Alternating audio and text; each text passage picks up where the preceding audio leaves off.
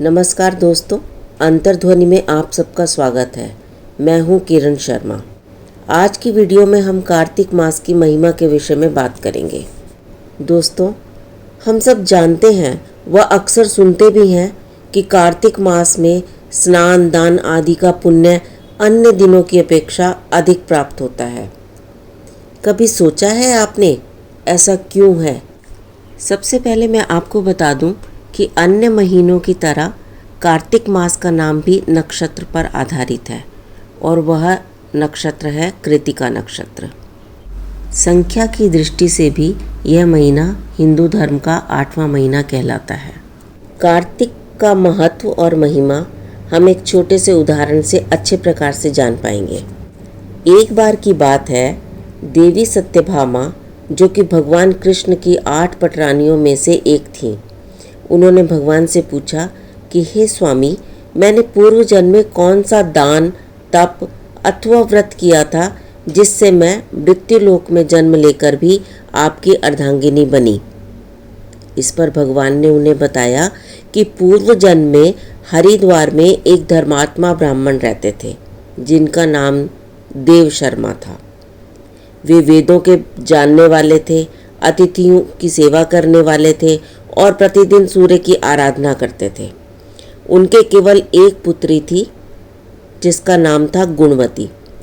उन्होंने अपने एक प्रिय शिष्य के साथ गुणवती का विवाह कर दिया।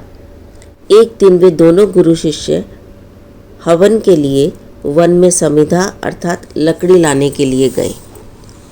वहाँ दुर्भाग्य से एक राक्षस ने उन्हें मार डाला। गुणवती को जब यह समाचार मिला तो वह बहुत दुखी हुई, क्योंकि उसके पास तो अब कोई भी ऐसा व्यक्ति नहीं बचा था जो उसका ध्यान रखता। धीरे धीरे उसने अपने आप को नॉर्मल किया और भगवान विष्णु की आराधना में अपना समय बिताने लगी। उसने अपने जीवन भर 2 व्रतों का अर्थात एकादशी और कार्तिक मास का व्रत विधि पूर्वक किया। भगवान कृष्ण ने कहा कि ये दोनों ही व्रत मुझे बहुत प्रिय हैं। उन्होंने देवी सत्यभामा को बताया कि अब जब मेरा अवतार लेने का समय आया तो मेरे पार्षद भी मेरे साथ धरती पर आए। भगवान कृष्ण ने कहा कि तुम ही वह गुणवती हो जो कार्तिक के प्रभाव से मेरी पत्नी बनी और तुम्हारे पिता देव शर्मा ही अब इस जन्म में सत्राजित हुए हैं, और जो तुमने अपने घर में मेरे मंदिर के द्वार पर तुलसी की वाटिका लगा रखी थी, उसके कारण ही आज तुम्हारे आंगन में देवताओं के उद्यान का कल्प वृक्ष शोभा पा रहा है। इसके साथ ही तुम जो पूर्व जन्म में दीपदान करती थी, उसके फलस्वरूप आज हमारे घर में लक्ष्मी और ऐश्वर्य प्रतिष्ठित है।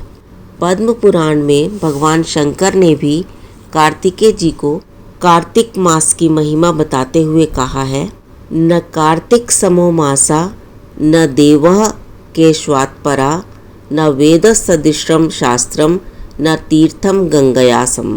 अर्थात कार्तिक के समान कोई मास नहीं है, श्री विष्णु से बढ़कर कोई देवता नहीं है, वेद के तुल्य कोई शास्त्र नहीं है और गंगा के समान कोई तीर्थ नहीं है। धन्यवाद।